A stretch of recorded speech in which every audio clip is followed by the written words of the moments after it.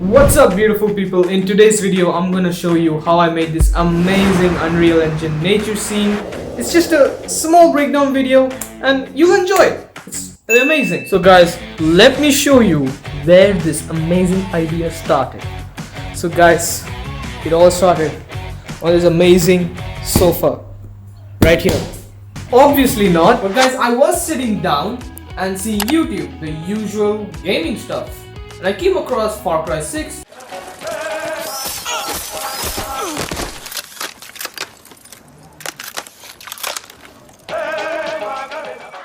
and Red Dead Redemption 2.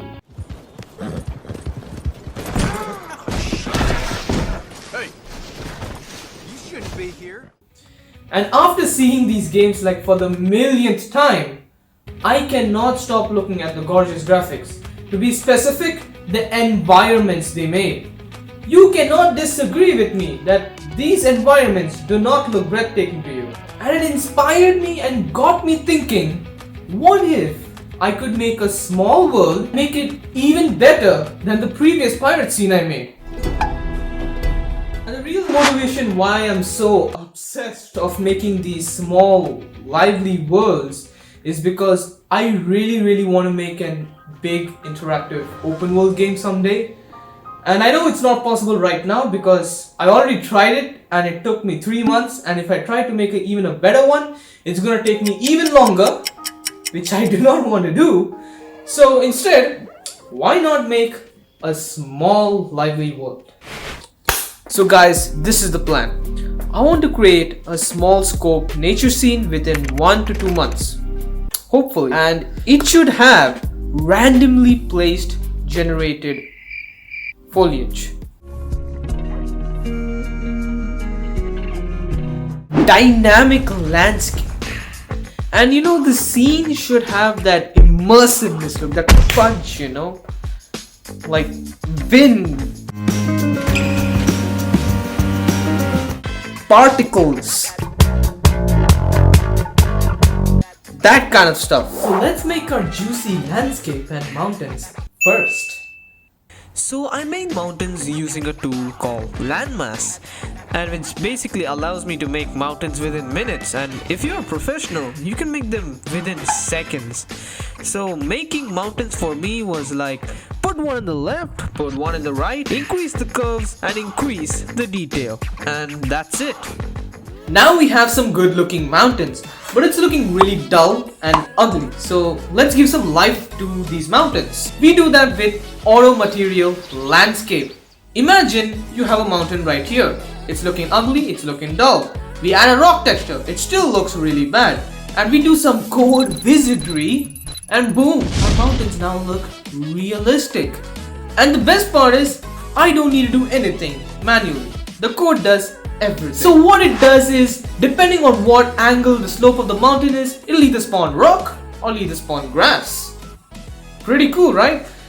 Now we have to make it, and this will be so easy. Hello, darkness, my old friend. 3 weeks later. After weeks of crying, I finally got it to work, and this is the result.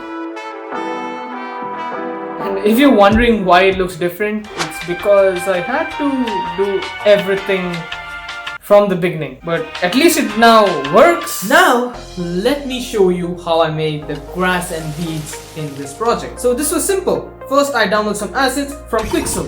Again, after downloading these assets, I put them in one foliage material, I connect them to my landscape, and boom! We have some grass and weeds. Looking nice. Now for the trees, I went about this a bit differently.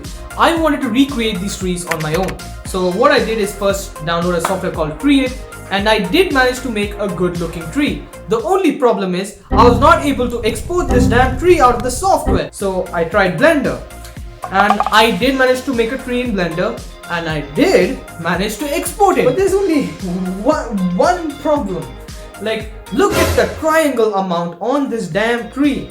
It's so outrageous, and I'm using Unreal Engine 4 and not 5, so I can't use this model. So I ended up using a tree pack from the marketplace. Now for the flowers, I also did it a bit differently. Now what I did is I found this texture map which has this green and red, and what I did is the green color signifies the weeds and the grass, and the red signifies the flowers. So when I do this, there are now patches of flowers on the landscape, and this looks much more realistic. Now for the lighting, I was trying to aim for a more evening type of color scheme, and the reason behind this because I've already tried the morning and afternoon color schemes of light, but I did experiment with lighting and the different colors. So this is one of them. It's like a more sunset type of color, and it's more realistic, and it has high bloom, and it's way better than the one I made before, like in Lost Worlds. And this is the other one. I was about to choose this, but then this looks like a post-apocalyptic alien killing type of world. That is not what I wanted to do. So after a bit more of trial and error, I ended up with this lighting. This is kind of a semi-realistic type of lighting, because if you look, it has that sunset vibe to the environment. You can notice it's not realistic, but it looks good. It actually suits the environment. Now we have trees, grass, mountains.